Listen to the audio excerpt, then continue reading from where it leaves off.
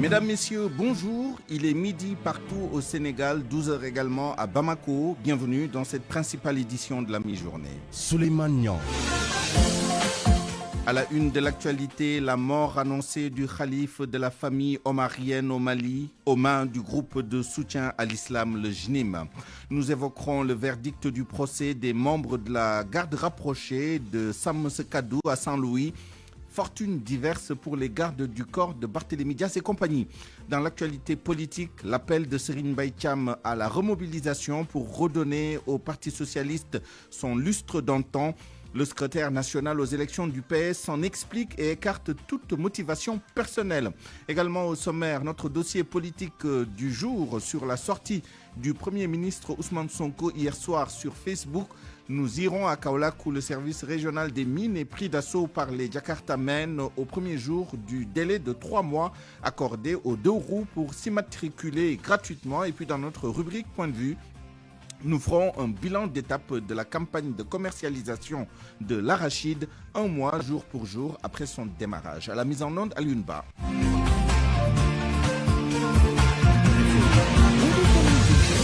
Souleymane Niang. Nous allons donc au Mali où le JNIM, le groupe de soutien à l'islam, annonce la mort de Thierno Amadou Hadi Tall, accusé de collaboration avec les forces de défense et de sécurité du Mali et leur supplétif, le guide spirituel, avait été enlevé en fin décembre dernier. Mohamed Ali Mouba.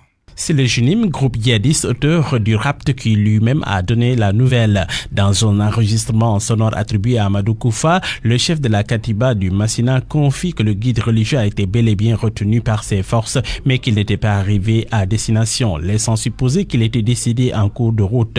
Thierno Amadou Hadi Tall a été kidnappé en fin décembre dernier dans des conditions encore floues. Les terroristes accusent le guide religieux de collaboration avec les forces de défense du Mali et leur supplétif Wagner.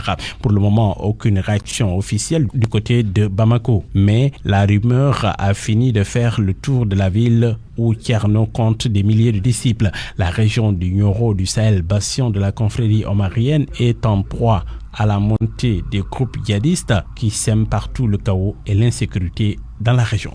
Une affaire qui aura certainement des retentissements ou un retentissement au Sénégal également et bien au-delà des frontières du Mali. Nous y reviendrons bien naturellement dans nos toutes prochaines éditions.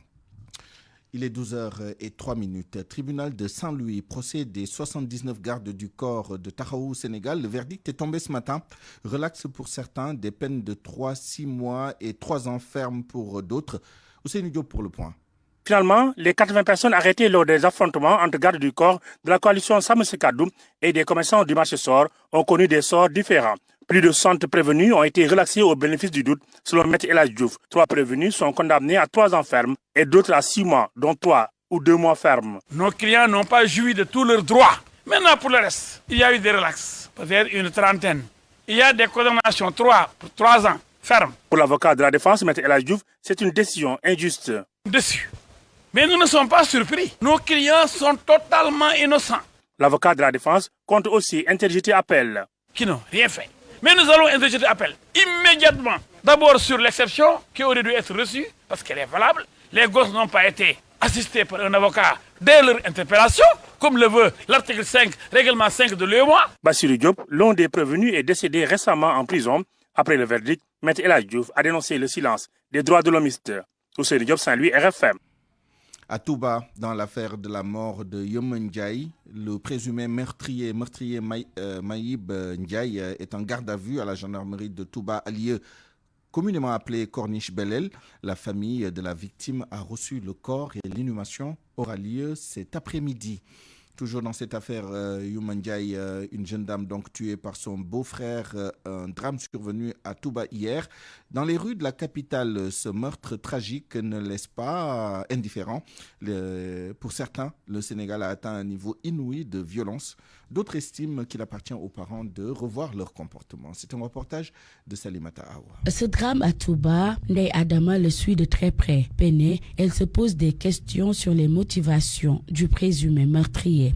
man dem maa ngi koy déglu nit ñi ci TikTok bi dem di ko nettali sama yaay mi ngi si biir ma koy nettali ta goro bi gërëm na femme bi sëy ci biir kër gi xam nga bu fekkoon femme bi ñaawal na day gën a metti mais goro bi moom moo taxaw témoin femme bi ni ku baax la ko yaru la kon nag ki ko def mënoon na gën a rafetal parce que femme bi dem na bàyyi ay doomam comme moom waa ñeenti doom kan moo koy yoral te mbokki léegi yoralatul kenn doom. Ramatoulaye habite chez sa belle famille. Pour elle, d'habitude, les beaux-frères étaient complices avec les femmes de leurs frères. loolu moom du yoon wax dëgg fa yàlla nit moom bu jógee kër baayam ak kër ndayam ñëw sëy si kër dañ ko war a jàppee comme seen bopp waaw téye ko loolu moom dafa raar sax en général njëkk yi lañ daan wax naan ñooy sonal jabaru frère yeeg yooyu mais góor moom loolu moom bu demee ba am moom mooy wane na moom société bi mi ngi yàqu daal mi ngi yàqu waaw man moom am naa chance moom alhamdulilah fi ma sëy si moom aw ma fi problème sama goro bëgg na ma. Ce vent de fraîcheur oblige Mère Mbérilo à se terrer dans sa chambre. Sur le cas de Touba, elle pense que les parents ont failli. Comment xam nga loolu métti na te xamoo yow noo ko dundale ak ku lay dimbali ak ku lay jàppale loolu métti na trop wax dëgg yàlla si xol waaw dangay defaraat toogaay yi boole nit ñu xale yi ñu doon benn ñu doon toog di waxtaan ak ñoom di diisoo ak ñoom ku ci ne fi nga war a jaar fu ci ne fi nga war a teg di la jàng alxuraan di la jàng sa diine yii yëpp bañ a am man daal wax dëgg yàlla loolu laa bi waaye rey lii moom métti na trop moom wax dëgg yàlla moom asala waaw. El Hadj Gueye est dégoûté par cette violence. Pour lui, le drame de Touba est juste un reflet de la société. non loolu ma lay wan ni kër yi normalul loolu mooy problème bi kër yi si boppam ñoo normalul léegi billaay kër yi moom si boppam kër yi moo tasaaroo parce que boo demee bay rey sa jabaru famille moom keneen ak keneen taxul ñuy wax moom voilà te nag lii tilim si kër yi la commencé dem si mbedd bu njëkk ba da nga doon yaru si kër gi yaru si mbedd bi boo foo dem mën fa nekk mais léegi mooy loolu daal léegi da ngay gis nit ñi xam nga si kër yi ñuy yàq li nekk si waxtaanaan est-ce que waxtaan dina ko dindi sax ndax léegi booy nangutuñu kenn ku leen yilif. Yamoundjaï a été tué au quartier Forage de Touba, un drame qui s'est déroulé dans le domicile familial, une tragédie qui doit interpeller tout le monde selon nos interlocuteurs. Insécurité également à Ngexor. De nombreux habitants sont descendus dans la rue pour alerter les autorités. Dans cette localité, les agresseurs harcèlent les populations jusque dans leur domicile.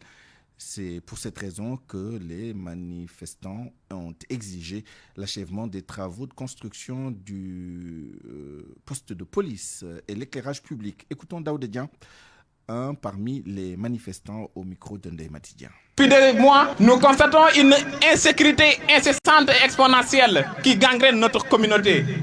Une communauté violentée, une communauté agressée, une communauté persécutée, non seulement dans les rues, mais aussi dans les maisons et même dans les chambres. Ce qui veut dire qu'ici, à Ngekor, les voleurs entrent dans nos maisons, les voleurs entrent même dans nos chambres pour nous agresser. Cela doit cesser. Et sur ce, nous demanderons aux autorités étatiques de procéder à la finition et à l'ouverture immédiate du nouveau poste de police qui est ici à Ngekor. À cela va s'ajouter un éclairage défaillant, mais aussi insuffisant, qui joue en faveur de ces agresseurs. Il faut savoir que Ngekor est sombre comme une tombe. Ici, à Ngekor, personne n'ose plus entreprendre dans ce qu'on appelle l'élevage. Nous avons tous peur, nous avons une communauté apeurée, meurtrie, terrorisée et une communauté qui couche sur des violences, qui couche sur une agression qui est atroce. Retour à Dakar où le procès en appel de Dieynaba Ndiaye se tient devant la cour d'appel. La prévenue comparée libre après avoir bénéficié d'une liberté provisoire. Dieynaba Ndiaye avait été condamnée en première instance à 3 mois ferme. Cela fait suite à une plainte de son époux, médecin-chef de la région de Matam. Elle est poursuivie pour collecte de données illicites et menace de diffusion de données à caractère personnel. La vente aux enchères des biens de Maïmouna Ndour Faye a été finalement suspendue selon une source proche du dossier. Elle était prévue pour ce 6 janvier. Cette suspension fait suite à une demande en référé sur difficulté déposée par le groupe 3e Universel Multimédia de la patronne de 7TV. L'affaire concerne un litige entre 3e Multimédia et Gold Media Afrique. Elle date de 2016 et porte sur une somme de 89 millions de francs CFA que 3e Universel doit à Gold Media Afrique. Une audience est d'ailleurs prévue lundi prochain, 13 janvier, devant le tribunal de commerce de Dakar. RFM, l'actualité politique. L'ancien ministre socialiste Serigne Mbaye Thiam a publié une lettre ouverte pour lancer un appel à la reconstruction du PS. Il préconise des réformes pour donner au Parti socialiste son lustre d'antan. Toutefois, le secrétaire national aux élections souligne n'avoir pas d'ambition personnelle. Son seul souci, c'est selon lui de perpétuer le legs de la avec la jeune génération. Écoutons Serigne Mbaye Thiam, interrogé par El Hadj Ndiogou Diène. Cet appel a pour objet de redonner confiance aux militants qui sont restés fidèles au parti, de leur dire que rien n'est perdu, mais il faut avoir le courage et l'audace d'entamer un certain nombre de réformes. Ces réformes concernent d'abord la mue du parti, une transformation du parti. Nous n'avons pas abandonné un peu le réflexe de parti au pouvoir. Nous continuons à fonctionner avec de vieilles structures, un mode de fonctionnement qui ne correspond plus aujourd'hui à la transformation de la société. Et en même temps aussi, nous avons entre-temps perdu beaucoup de camarades qui ont quitté le parti. Donc l'appel s'adresse aux militants pour d'abord proposer une nouvelle offre politique aux Sénégalais. Les Sénégalais, je pense, ne savent pas ce que le Parti socialiste propose pour le développement de notre pays. Deuxièmement, c'est de revoir notre organisation et notre fonctionnement. Et troisièmement, c'est d'entamer aussi un vaste chantier de reconstruction d'une grande famille socialiste, progressiste et de gauche. Mais à travers cet appel à la reconstruction, est-ce que vous n'êtes pas en train de vous positionner pour remplacer Aminata Mbengue Ndiaye à la tête du Parti socialiste? Non, pas du tout. Je pense que chaque fois que j'ai rencontré la génération plus jeune que moi, je leur ai dit que cette génération-là des 30 ans, des 40 ans, 50 ans et peut-être même des 60 ans devrait prendre sa responsabilité. Et nous, ce qu'on peut faire, comme je l'ai dit dans l'appel, c'est de les accompagner, de les encadrer, de les soutenir. Je ne suis pas aujourd'hui dans des dispositions pour dire je vais chercher à diriger le Parti socialiste ou avoir des ambitions au-delà de cela. Cet appel, c'est un texte de 4 pages pour un appel pressant, donc la remobilisation des troupes. Après un état des lieux clair qui laisse entendre qui évoque les situations que traverse le Parti socialiste, Serigne Mbaye Thiam, le secrétaire national aux élections, a ainsi lancé un signal de détresse selon des analystes politiques consultés par Nafissatou Sylla. Un leadership en mal d'inspiration et d'initiative et une démobilisation de ses structures de base, ce qu'on peut retenir entre autres du communiqué du Parti socialiste par la voix de son secrétaire national aux élections Serigne Mbaye Thiam. Un aveu clair qui certainement explique la situation actuelle que traverse le Parti socialiste. Hassan Seck, analyste politique. Il me semble que Serigne Mbaye Thiam fait un œuf du Parti socialiste. Et ce qu'il y a d'intéressant, c'est que il a pu mettre le doigt quand même sur la problématique. Le problème, c'est pas simplement un problème du parti au niveau interne, mais c'est un problème de l'ancrage du parti dans un environnement. Le professeur Moussa Diaw parle d'introspection. Permettant de clarifier les échecs de ce parti historiquement ancré dans les réalités politiques du Sénégal, mais aussi c'est une prise de conscience de la nécessité de refonder le Parti socialiste. Selon donc les termes qui sont utilisés, c'est d'abord un aveu de cet échec lié au choix des leaders qui n'ont pas su inventer des stratégies permettant de construire et de mettre en place une offre politique qui puisse s'adapter aux nouvelles réalités du pays. C'est vraiment un aveu d'échec. Pour lui, il faut rebondir et savoir renaître de ses cendres pour cette reconstruction tant voulue du Parti socialiste. Pour la refondation du parti, il faudra l'adapter, adapter le discours, adapter la stratégie et surtout utiliser des paradigmes permettant de mobiliser et d'associer les citoyens dans des offres politiques. L'analyste politique Hassan Seck est tout aussi catégorique. Il y a eu une mutation générationnelle sans que le Parti socialiste s'en rende compte. Alors qu'aujourd'hui, les jeunes, l'électorat d'aujourd'hui réellement ne connaît pas le Parti socialiste, ne connaît pas ce mode de fonctionnement. La preuve, nous avons vu l'inauguration de nouvelles façons de fonctionner avec le PASTEF et de nouveaux modes même de financement des partis politiques. Donc je pense qu'il y a un nouvel environnement. auquel le Parti socialiste n'était pas habitué. Depuis qu'il a perdu le pouvoir exclusif en 2000, le Parti socialiste a été quelque peu méconnaissable. L'appel à la remobilisation des troupes est une urgence et la jeunesse socialiste est invitée à s'investir afin qu'elle permette au Parti socialiste de sortir de l'ombre. Autre sortie passée à la loupe par des analystes politiques et autres observateurs, celle du Premier ministre Ousmane Sonko hier soir. Une sortie venue à son heure pour sonner la fin de la récréation. Mais ces analystes sont convaincus que PASTEF doit vite trouver des solutions pour faire taire les divergences qui commencent à naître dans son parti. Un dossier de Boubacar Dian. Un recadrage nécessaire, l'analyse que Souleymane Sagna fait de la sortie du leader du PASTEF, les spécialistes en conflits et droits humains, par ailleurs observateur politique. Donc pour moi, je pense qu'il faut savoir raison garder et que PASTEF a intérêt à éduquer ses militants. Parce que souvent ceux qui parlent, parfois ils ont des intérêts personnels inavoués et d'autres peut-être sont là. Je veux dire, faire enrouer la machine. Mais dans tous les cas, gérer un État et gérer un parti, surtout gérer un État demande des compromis. J'ai longtemps dit que le problème de PASTEF, c'est PASTEF et ça ne se passe qu'avec le PASTEF. Mamadou Sy Albert décortique cette phrase d'Ousmane Sonko. Mais ce qui déstabilise une majorité politique, c'est toujours le parti du président ou le parti de la majorité. Quand le parti est divisé, quand le parti ne s'entend pas, et que des divergences aboutissent à des crises de confiance ou à des crises d'orientation, mais là, c'est certain que aujourd'hui, l'unité du PASTEF va faire sa force. Par contre, les divisions du PASTEF, ça va impacter négativement et sur l'image du PASTEF et sur la gouvernance. Selon l'analyste politique, Ousmane Sonko et son parti doivent trouver au plus vite des mécanismes pour gérer ces divergences. Souleymane Sagna, lui, insiste plutôt sur la formation des militants au sein des partis politiques. Il y a d'autres experts spécialistes politiques qui insistent toujours là-dessus, que j'entends souvent insister là-dessus, que les partis d'aujourd'hui n'ont pas d'école de parti pour éduquer leurs militants. Ils sont à un début. On ne sait pas qu'est-ce que ça va donner, mais s'il y a une mauvaise gestion de ces divergences, ça peut impacter négativement sur le PASTEF.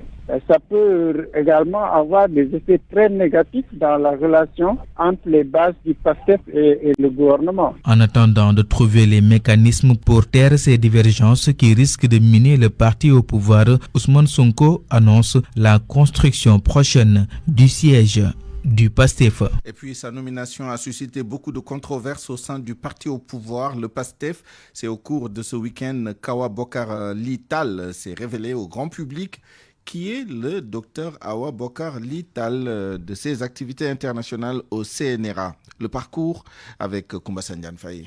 Docteur Awa Bokar Ly était plutôt connue par le public des livres ou de la littérature. Elle est auteure de plusieurs ouvrages et écrits qui mettent en lumière les contributions des Africains à la civilisation universelle. Docteur Awa Bokar Ly a consacré plus de 23 ans à des initiatives communautaires et académiques visant à promouvoir les droits des femmes et l'éducation à la diversité. Elle est présidente fondatrice de Diafema, un réseau féminin africain au Canada. Elle dirige aussi un cabinet d'experts conseils axé sur les femmes, l'environnement viable et l'éducation. Parmi ses contributions, elle a représenté les femmes québécoises au sommet de Rio sur l'environnement et le développement durable. Son engagement contre les mutilations génitales féminines a mené à l'organisation de multiples forums au Québec, au Canada. Docteur Awa Bokar Ly a été membre de la délégation d'experts conseils de la gouverneure générale du Canada lors de visites d'État en Afrique, notamment en Algérie, au Ghana, au Mali, en Afrique du Sud et au Maroc. Elle avait l'habitude de rencontrer des présidents de la République à qui elle présentait ses ouvrages. Sur le plan international toujours, elle a eu beaucoup de distinctions et récompenses au prix du gouverneur général du Canada en 2005 pour son action en faveur des femmes africaines, prix de l'excellence Teranga 2006 par le regroupement général des Sénégalais au Canada, prix citoyenne socialement engagée en 2012. Elle est sociologue de formation et analyste connue ailleurs. Dr Awa Bokar Ly est titulaire d'un doctorat en sociologie de l'environnement l'environnement avec un focus sur le genre. Obtenu à l'Université de Montréal en 1996, son parcours universitaire est jalonné de distinctions académiques, comme pour dire que le profil est là pour être membre du Conseil national de régulation de l'audiovisuel. Mais certains responsables, militants et sympathisants du parti au pouvoir la voient de notre pays. Le reste de l'actualité en une brève. Université Assane Seck de Ziguinchor, la reprise des cours était fixée à ce lundi 6 janvier par le conseil académique après plusieurs semaines de fermeture à cause de la crise que l'institution a connue. Sur place, le constat fait état d'une reprise à double vitesse parce que dans certaines facultés, les enseignants manquent à l'appel, même si dans d'autres, les cours ont effectivement démarré. Nous y reviendrons dans nos toutes prochaines éditions avec notre correspondant sur place, Lamine Ba. RFM. L'actualité internationale. Le journal international avec vous, Georges Détié-Diop. Bonjour. Bonjour, Souleymane. En Guinée, la marche de l'opposition est interdite. Une décision du gouverneur de Conakry. Il évoque une absence de demande d'autorisation. La manifestation des forces vives de Guinée était prévue ce lundi. L'interdiction de la manifestation de l'opposition intervient dans un contexte politique particulièrement bouillant. D'un côté, le président de la transition, le général Mamadi Doumbouya, a promis lors de son message de Nouvel An un retour à l'ordre constitutionnel en 2025, annonçant un référendum constitutionnel au premier trimestre et la levée des restrictions sur les activités politiques. De l'autre, les forces vives de Guinée ont déclaré le 31 décembre ne plus reconnaître l'autorité de la junte, dénonçant le non-respect des engagements initiaux de transition. Les autorités justifient leur décision par l'absence de demande d'autorisation préalable, tandis que l'opposition avait annoncé le 25 décembre dernier un calendrier de contestation citant la mort de plus de 60 manifestants et des disparitions d'opposants sous le régime actuel. Le gouverneur de Conakry, Hadja Mama Wassila, a ordonné aux forces de sécurité d'assurer la libre circulation, faisant écho aux récents avertissements du président Doumbouya sur la fermeté de l'État face aux perturbations de l'ordre public. Cette escalade des tensions survient alors que Washington a exprimé sa déception face à la lenteur de la transition dans un contexte régional déjà marqué par l'instabilité politique. Au Soudan, l'armée a accepté la médiation proposée par la Turquie. Pour tenter de mettre fin au conflit, lors d'une rencontre samedi à Port-Soudan avec le vice-ministre turc des Affaires étrangères, le général Abdel Fattah al-Burhan a salué l'initiative du président turc Recep Tayyip Erdogan et a chargé le vice-ministre turc des Affaires étrangères de transmettre l'acceptation officielle du Soudan à Ankara. Au Soudan du Sud, les discussions de paix de Toumani au Kenya ont repris ce lundi. Elles impliquent le gouvernement de transition, l'opposition et les groupes armés qui n'ont pas signé l'accord de paix de 2018, lequel avait mis fin à plusieurs années de guerre civile. Les discussions ont déjà été interrompues à plusieurs reprises. En décembre dernier, le président kenyan William Ruto était intervenu pour relancer un processus qui s'annonce encore bien compliqué. La tournée africaine du ministre chinois des Affaires étrangères, elle a démarré hier et va se poursuivre jusqu'au 9 avril. Wang Yi se rend dans 4 pays, la Namibie, la République démocratique du Congo, le Nigeria et le Tchad. La visite marque la 35e année consécutive où le chef de la diplomatie chinoise choisit l'Afrique comme première destination de l'année. En Afrique du Sud, un hommage national sera rendu à Sibou Sissou Bengou, décédé le 30 décembre dernier à l'âge de 90 ans. Le gouvernement a annoncé l'organisation de funérailles officielles de catégorie 2 le 10 janvier à l'université de Zululand. Sibou Sissou Bengou est l'artisan de la transformation du système éducatif post-apartheid et le premier ministre noir de l'éducation en Afrique du Sud. Soupçon de financement libyen, le procès de Nicolas Sarkozy s'ouvre ce lundi. L'ex-président comparé pendant 4 mois pour des accusations de financement de sa campagne présidentielle de 2007 par Muammar Kadhafi. Parmi les autres prévenus, 3 anciens ministres Oumou Kalsoum. Les débats sont prévus pour durer jusqu'à la mi-avril du 6 janvier au au 10 avril. En 2011, soit peu de temps avant la chute de son régime, Kadhafi et l'un de ses fils, Saïf al-Islam, avaient déclaré avoir attribué d'importantes sommes d'argent à Nicolas Sarkozy, ce qui aurait prétendu contribuer à sa victoire. En échange, Nicolas Sarkozy, qui a toujours réfuté toute malversation, se serait notamment engagé à réhabiliter la réputation du dirigeant libyen sur la scène internationale. Ces informations reposent sur des révélations d'une agence de presse libyenne au mois de mars 2011 et des documents présentés comme des notes des renseignements libyens obtenus par Mediapart, ainsi que des déclarations de Ziad Takieddine aux mêmes médias. L'homme d'affaires franco-libyen, aujourd'hui en fuite, avait ainsi affirmé en 2016 avoir servi d'intermédiaire entre l'équipe de Nicolas Sarkozy et Muammar Kadhafi, avant de se rétracter en 2020. Après 10 ans d'enquête, le parquet national financier n'a pas établi le montant exact de ce financement présumé, quand bien même les juges d'instruction sont convaincus de son existence. L'ancien président n'est la seule personnalité politique à être jugée, puisque l'ex-ministre Brice Hortefeux et l'ancien directeur de cabinet Claude Guéant ainsi que Kéric Woerth sont également attendus sur le banc des accusés. Nicolas Sarkozy devrait être présent à toutes les audiences le concernant.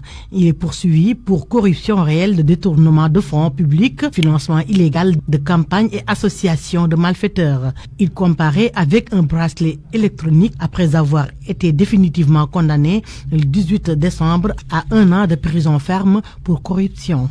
Dans l'affaire des écoutes. Le procès doit s'ouvrir dans 5 minutes. Il était prévu à 13h30, heure de Paris, Souleymane. Merci, Georges Détié Diop. Parole aux auditeurs. L'actualité, qu'en pensez-vous? Moi, je pense que vous devrez. Réagissez dans nos éditions d'information sur l'actualité. Bonjour. Du lundi au vendredi, vous avez la parole sur RFM. Bilan d'étape de la campagne de commercialisation de l'arachide. Nous posons le débat dans notre rubrique Point de vue.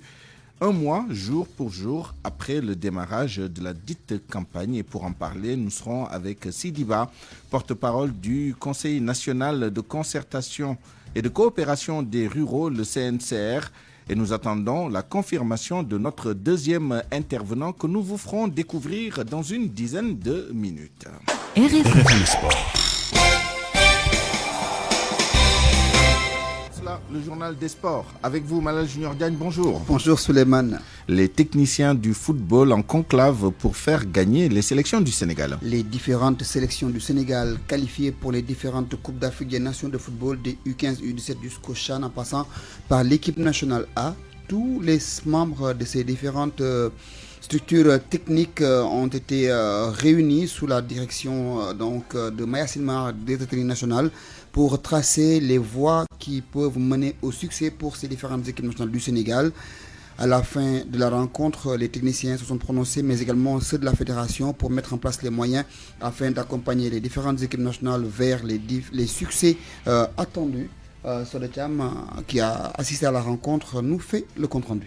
Ils sont tous présents à l'atelier, les membres des différents staffs techniques des sélections nationales, sous la houlette du directeur technique national, Mayacine Mar. Nous avons pu qualifier toutes nos équipes nationales aux différentes compétitions, en tout cas pour lesquelles la CAF a organisé pour 2025. Et ce matin, nous avons convié les staffs pour d'abord une réunion bilan. Je pense qu'il faut évaluer un peu les compétitions auxquelles nous avons participé. Nous avons envie et nous voulons conserver les titres que nous avons gagnés. Pour l'équipe nationale féminine A également aussi, essayer de gagner cette canne-là. Non, pas encore gagné. Membre de la Fédération sénégalaise de football, Amara Traoré magnifie le travail de la direction technique. Il y a des stratégies avancées qui ont été développées par la direction technique nationale. La fédération a pu mettre des centres d'entraînement, que ce soit Guéréo, que ce soit Touab Djelao, transformer ces équipes nationales, pas en sélection, mais en équipe, qui pendant 3 mois, 4 mois, sont quotidiennement préparées par les différentes sélections. La fédération, par le président, Augustin Senghor, n'a jamais désigné sur les moyens pour mettre ces équipes-là sur orbite. Parce que le Sénégal est en train d'énerver toute l'Afrique, parce que bon, les gens en ont marre que le Sénégal gagne, mais nous, on n'en a pas encore marre parce qu'on vient de commencer. Pour conserver certains trophées et reconquérir d'autres, il faut un bon planning de préparation, souligne le directeur technique national, Mayacine Mar. Et nous allons effectivement, avec les entraîneurs, dresser un plan de préparation pour chacune des équipes, avec les stages que nous faisons régulièrement, mais surtout avoir des tournois et des matchs amicaux.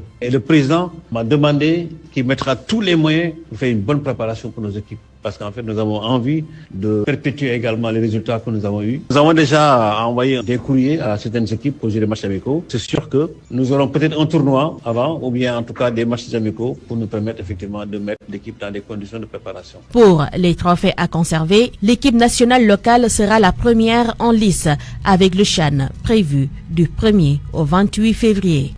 Le tirage au sort du CHAN est prévu le 15 de ce mois. Le Giraffe de Dakar également en compétition africaine, la Coupe de la Confédération.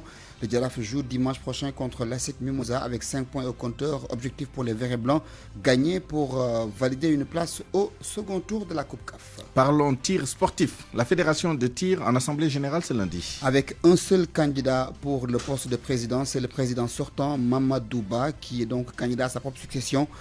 Nous reviendrons dans les prochaines éditions sur le bilan du président Mamadou Ba à la tête de la Fédération sénégalaise de tir et de chasse, Inch'Allah Suleiman. Merci Mal Junior Diagne. RFM, reportage. Le reportage du jour nous amène à Kaolack où le service des mines est pris d'assaut ce matin par les conducteurs de moto Jakarta. Ils saluent la mesure portant immatriculation des 2 roues gratuitement et attendent une réglementation ainsi qu'une sécurisation de leur secteur d'activité. Cependant, les conducteurs demandent plus d'informations sur les documents à fournir. Reportage Fatoumbo.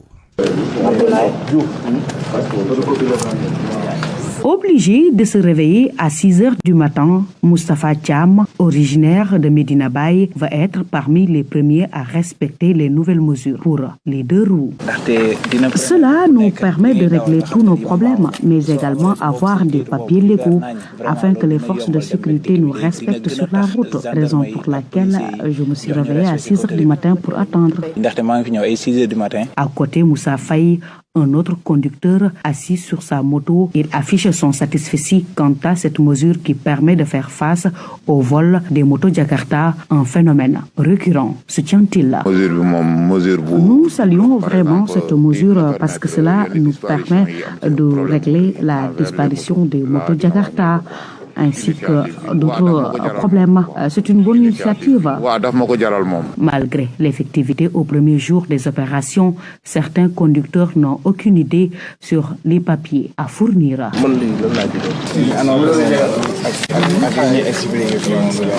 Elhaj Ngoy Faye, responsable du bureau des mutations moto et auto, s'explique. C'est le CMC du moto, plus la déclaration douane, la photocopie du carte d'identité vendeur, photocopie carte d'identité acheteur, plus l'acte de vente légalisé aussi. Ainsi, le démarrage de l'opération d'immatriculation des 2 roues se déroule dans la capitale du Saloum. Les acteurs du secteur appellent par ailleurs leurs camarades à se mobiliser afin de se conformer à la loi. Fatumbo Kaulak, Radio Futur Média. RFM, la presse du jour. La revue de presse avec Mohamed Ali Mouba. Bonjour. À la une, la polémique autour de la nomination de Awali Tal qui met le feu aux poudres de la galaxie Pastef. Partout, l'on conteste.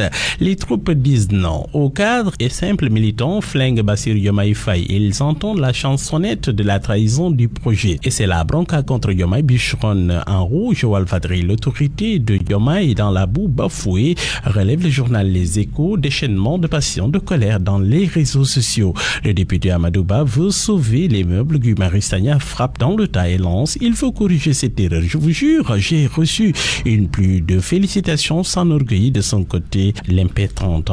Awali Tal déclenche un concert d'indignation. Pastef écrit point actu. Ça brûle de partout. Note l'évidence qui constate que Mola Morgan, Azura Fall, Ousmane Tounkara, Akhenaton tire à bout portant sur le président de la République. Awa Bokarli et ses cafards déterrés, Sonko et Fadilou Keïta en sapeur-pompier. Le quotidien en conclut que Pastef est dans tous ses éclats. Bassirou Diomaye, un président sous pression. Pastef en ébullition. Ousmane Sonko a pris la parole hier soir pour rappeler à l'ordre les militants, constate Direct News. Un État ne fonctionne pas dans les détails. Il m'a consulté sur ce cas et j'ai donné mon aval. Si une erreur a été commise, eh bien j'en suis tout aussi responsable, a soutenu encore Ousmane Sonko. Sonko, les savants, titre le journal Source. Pour libérer Sonko tempère ses troupes. Sonko, les savants, titre Sonko se dresse en bouclier du président, pointe de son côté Vox Populi. Le duo face à la foudre, écrit écrit l'Observateur. Commentaire de sucré salé du quotidien. Eh bien, il s'agit d'une boulimie patriotique. Moins d'un an après l'arrivée au pouvoir que les partis dominants, après avoir phagocyté ses satellites et paralysé ses opposants, commencent déjà à manger ses enfants. D'habitude, cela prend plus de temps. Il faudrait croire que les patriotes sont d'une boulimie gargantuesque. Le plus inquiétant est qu'une fois le menu fretin aura disparu, les plus gros de la chaîne alimentaire vont se bouffer entre eux. Alors, qu'en sera-t-il du projet, s'interroge le confrère. Qu'en sera-t-il du projet au moment où il n'y aura plus que le plus fort ou le plus malin, se demande encore la publication. À la une du journal Réumi Quotidien, sorti du Sénégal des pays les moins avancés, la paire s'applaudit, le pouvoir tempère, l'État parle d'amorce d'un processus et demande à éviter toute confusion. Les Républicains évoquent un héritage positif du président Macky Sall. Le journal L'Info pointe une querelle entre la paire et le pouvoir. Titre du journal Le Mandat, la paire s'en glorifie. En première page du journal Le Soleil, journée de mobilisation citoyenne s'étale sur Réew, l'armée sénégalaise et les populations font corps. À Yombol, par exemple, le président Bassirou Diomaye a insisté sur la pérennisation de l'initiative. Et puis Youssou Ndour, le grand bal du 4 janvier, ça a déménagé. Le lead vocal du Super Étoile a enchaîné les morceaux et le public a répondu présent. L'As trouve que c'était tout simplement magnifique. L'Observateur note que You est à jamais le premier. L'Empereur, le grand bal 2025, une nuit d'exception avec un chanteur exceptionnel. La machine du Super Étoile de Dakar a opéré durant plus de 5 tours d'horloge. Bonne nuit à tous. Parole aux auditeurs. L'actualité, qu'en pensez-vous? À 12h36, bienvenue dans notre rubrique Point de vue. Où en est-on de la campagne de commercialisation de l'arachide? Bilan d'étape.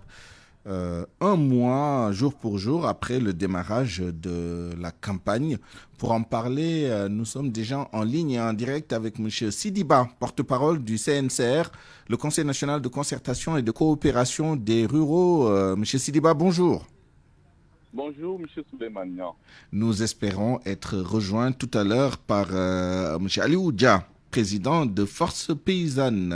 En attendant, Sidiba, pour répondre directement à la question, où en est-on? Quel est le bilan d'étape que vous faites 30 jours ou 31 jours après le démarrage de cette campagne de commercialisation de l'arachide?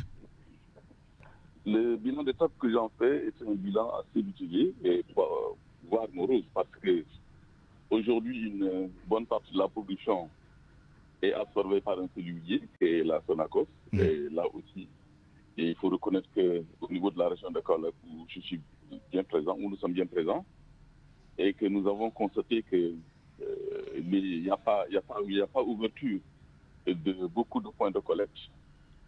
Et le prix de l'arachide fixé à 305 francs le kilo n'est pas tellement bien pratiqué au niveau des villages. Et ce qu'on constate que les paysans bradent le grain à un prix vraiment en dessous des prix aux producteurs fixés par le Sénat et validé par l'État. Aujourd'hui, les grains sont bradés entre 275 voire 240, quelquefois même 225 francs par kilo, et rendu à l'usine avec certains opérateurs qui le vendent au niveau de la Sonacos. Et là, la Sonacos met 335 francs le kilo. Donc, le Bafat qu'on évitait, on est tenté de le présentement avec cette campagne d'arachide. Et il faut reconnaître aussi que la production n'était pas aussi importante qu'on le croyait. Aujourd'hui, je pense que le groupe Sonacos, j'ai entendu par presse interposée qu'ils sont à presque à 50 000 tonnes achetées par cette usine. Et là aussi, je doute qu'elle ait les capacités de transformer les graines qu'elle a achetées, parce qu'il y a de cela 2 ans, il y a des graines qui datent de l'année dernière qui étaient stockées au niveau de l'usine de Kaolack. Est-ce qu'ils auront la capacité de transformer tout ce qu'ils ont acheté? Et parce que les graines de l'année dernière sont là-bas, donc nous, en tant que producteurs agricoles, en tant qu'organisation professionnelle agricole, nous constatons qu'il n'y a pas tellement un engouement que les gens connaissaient auparavant au niveau de la campagne arachidière qu'on avait l'habitude de connaître par le passé.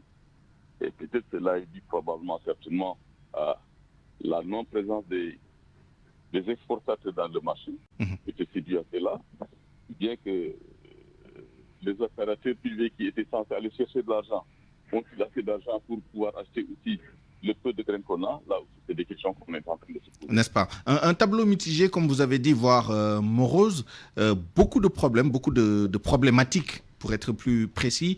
On va essayer de les désagréger, à commencer par la question du prix. Quand même, il y a un petit paradoxe dans un marché normal où la concurrence est ouverte.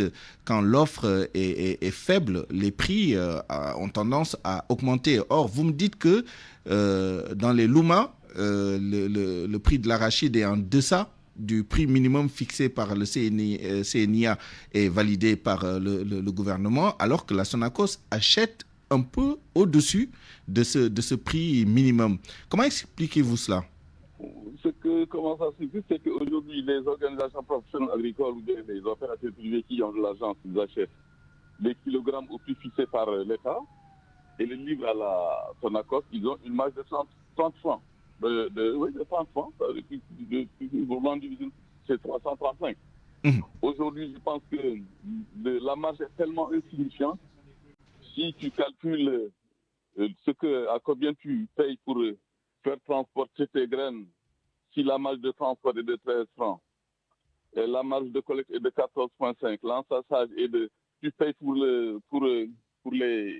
l'ensachage, c'est de l'argent, et pour le transport, tu payes pratiquement 3 000 francs la tonne, et pour le transport, il est à peu près 13 francs le kilogramme, et la marge que bénéficie, et une fois au niveau de l'usine aussi, c'est les abattements qui découragent plus d'un. Parce que les abattements sont réglementés par le décret 85-178. Et c'est un décret obsolète parce que disant que obligeant les paysans à nettoyer les graines, alors que les graines sont, il n'y a pas de crible pour pouvoir le faire au niveau des. Ce qui fait que rendu usine, le prix est décoté. Le prix est décodé selon le taux de sable ou d'autres éléments qui entrent dans le pesage. Qui entrent dans la dent. Et ce qui fait que souvent, les gens n'ont pas le cœur à l'ouvrage d'amener les graines au niveau des usines. Et à notre niveau, nous avons jugé nécessaire on avait donné des semences à nos membres et on est en train de les récupérer pour les stocker. Parce que sachant que l'année prochaine, il y aura des problèmes sur les semences et pour réduire ces semences qu'on a collectées. Et ce qui fait dire qu'une bonne partie des opérateurs qui sont sérieux et qui n'ont pas de crible au niveau de leur point, une fois rendus à l'usine, avec cette marge-là, ils sont découragés pour pouvoir... ils ne sont pas très encouragés pour amener leurs graines au niveau de l'usine de la Sonacos. Ceux qui amènent là-bas leurs graines, moi, je peux mettre la main sur le cœur, ils n'ont pas acheté le prix du kilogramme à 350 kg.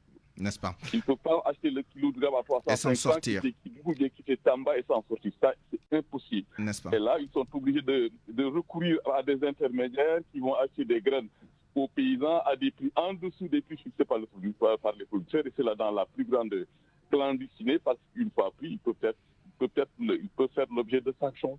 Donc, en plus de la marge avant qu'ils ont avec la Sonacos, ils sont obligés de négocier une marge arrière avec les producteurs en achetant en deçà du prix fixé par le gouvernement. Ils achètent le prix à 265. Chez nous, il y en a qui l'achètent même à 225 pour aller vendre ça à l'usine. Ben, alors, on va en parler. Il y a des opérateurs qui vont aller vendre ça à l'usine et se faire beaucoup d'argent là. S'ils vendent à l'usine des kilogrammes à 335 francs, ils peuvent s'en sortir parce que déjà la marge est importante. La marge est à peu près supérieure à 75 francs.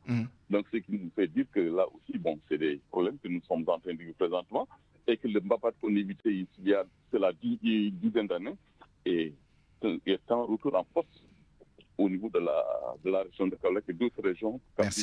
Merci Sidiba. Je dois signaler que effectivement des opérateurs qualifiés de véreux ont été arrêtés un peu partout au Sénégal par les forces de défense et de sécurité, le plus souvent sur dénonciation. Nous avons été rejoints par M. Cheikh Tidiane Cissé, président de l'association des producteurs du bassin arachidier. Chef Sissé, vous avez entendu une partie de l'intervention de Sidiba sur le prix de l'arachide, notamment à la Sonacos, mais aussi sur le prix auquel l'arachide est acheté aux producteurs par les opérateurs privés stockeurs. Quelle est la situation dans le bassin arachidier où vous êtes également implanté? De ce point de vue-là, on reviendra sur les autres aspects, le volume de la production, la qualité de la production. Mais pour l'instant, sur le prix aux producteurs, est-ce que le prix est respecté un mois après le démarrage de la campagne? Écoutez, bonjour Suleiman, bonjour à vos auditeurs et bonjour à mon collaborateur, M. Sidiba.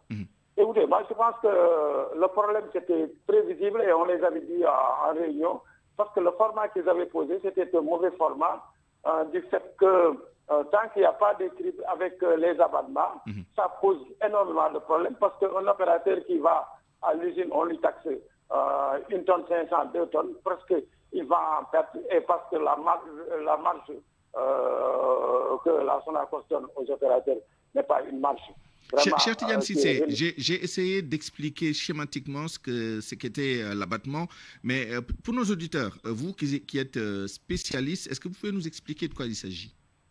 L'abattement, c'est le sable qui est associé aux graines d'arachide, parce que comme il n'y a pas de crible, donc il y a le sable qui est accompagné avec les graines d'arachide, parce que le producteur n'a plus de crible, et pour avoir vraiment une marge de bénéfices, il est obligé de mettre du sable pour ne serait-ce qu'avec les peseurs qui sont là, qui grignotent des fois les poids des producteurs. Donc il y a un problème de risque qui se passe entre eux. Donc le producteur, pour se sauver, il est obligé de mettre du sable quelque part pour, si toutefois que les bascules sont faussées, peut-être il faut des fois avoir... compenser la perte. Voilà.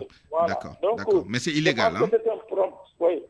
Je pense que c'est un problème aussi structurel qui se passe, et si vraiment on ne fait pas garder, tous les problèmes qu'on va poser, c'est des problèmes qui vont vraiment avoir des situations qui ne seront pas les meilleures, et c'est ce qui s'est passé, parce qu'à l'état où nous parlons, vraiment, les gens, jusqu'à un mois, ils achètent moins que 305. Peut-être on a aussi traqué les gens, mais finalement, le marché impose ses règles. Ouais. Effectivement. Et il y a des gens qui ont plus de force que d'autres. Alors, sur la production elle-même, Sidiba l'évoquait tout à l'heure, peut-être que je vais interpeller Sidiba sur cette question. C'est un autre volet de notre débat, c'est les statistiques. On nous dit que le bassin arachidier s'est un peu déplacé vers la région de Kolda, mais globalement, au niveau national, quelles sont les informations que vous avez sur la production réelle de cette campagne? En quantité, mais aussi en qualité, parce que c'est un sujet, on n'aura pas le temps de prendre élément par élément, mais les deux confondus, quel est le volume et la qualité de la production de cette année? D'abord, en qualité, je dis que les graines sauterelles ne sont pas bien remplies comme par le passé. Elles sont de densité très faible, une bonne partie. Et en qualité aussi, il y a certaines parties au niveau de la région de Calais qui me semble, au niveau de la zone sud, la qualité des graines y est. Mais dans les régions, dans le vieux bassin arachidier, il faut reconnaître qu'on a connu un phénomène qu'on n'a jamais eu à connaître, un arrêt de pluie assez long entre le 25 août et le 12 septembre, un arrêt de pluie qui a conduit au non-remplissage correct des gousses. Et il y a eu des avortements au niveau des parcelles, au niveau des plantules. Et moi, c'est ce phénomène-là que j'ai eu à constater, et les paysans avaient attiré mon attention là-dessus. Il risque d'y avoir de faibles productions au niveau de la région. Et c'est les premiers semis qui ont été faits dans la première décade du mois de juillet, dernière décade du mois de juin, ont connu un développement végétatif correct. Et ce qui fait dire que ce qui nous a... on a tiré la conclusion que cette année, que ce phénomène-là qu'on n'a jamais connu a eu une incidence sur les rendements. Et au niveau de notre région, au niveau de nos producteurs à qui on avait donné des semences et les intrants qu'il faut, nous n'avons pas eu quelqu'un qui a plus de 500 kilos à l'hectare. Ce qui est grave, déjà à 800 kilos l'hectare, on était largement en deçà des rendements moyens dans d'autres parties du monde. On n'a pas eu plus de 500 à 600 kilos à l'hectare. Pour ceux qui ont fait, ceux qui ont eu la chance de ne pas connaître ce phénomène.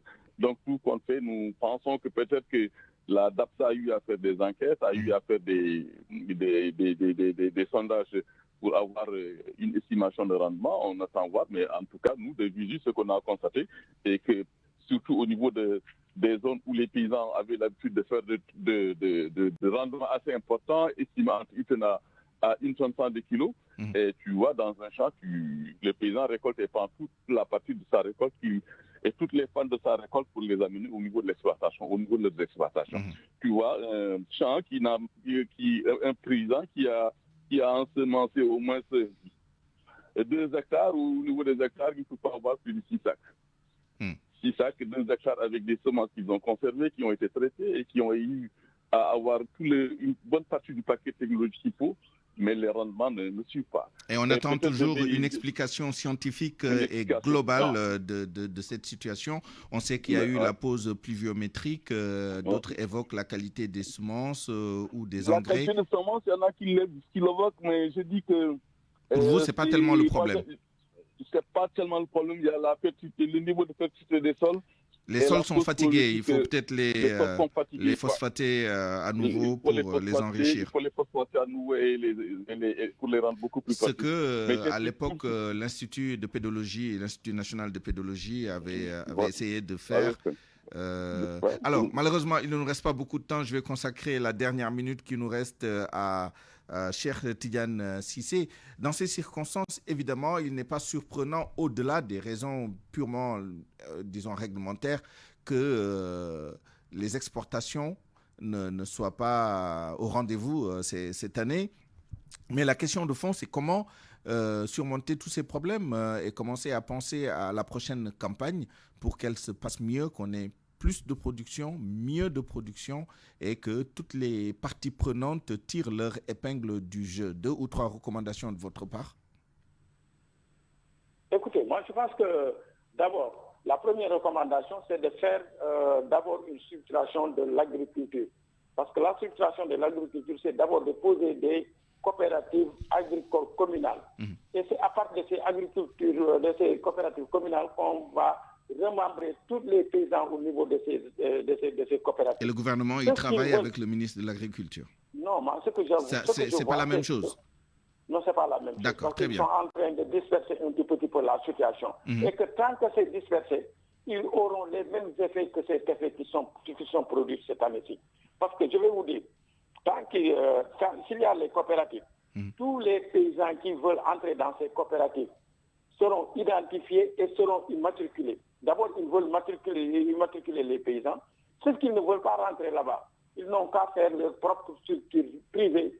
Et là-bas, l'État ne ciblera pas ces gens parce que c'est des gens peut-être qui auront des moyens financiers pour le faire. Mais pour le paysan lambda qui n'a pas de truc, c'est là-bas où l'État va mettre sa subvention. Et ce qui est utile sur ça, peut-être avec la coopérative communale, il y aura le regroupement au niveau départemental, régional et national. Et on aura une organisation forte. Et c'est à partir de cette organisation forte, parce que dans chaque commune, tu peux au moins remembrer au moins 5000 personnes. Et ensuite, quand tu fais, au moins tu as un total d'adhérents qui sera excessif.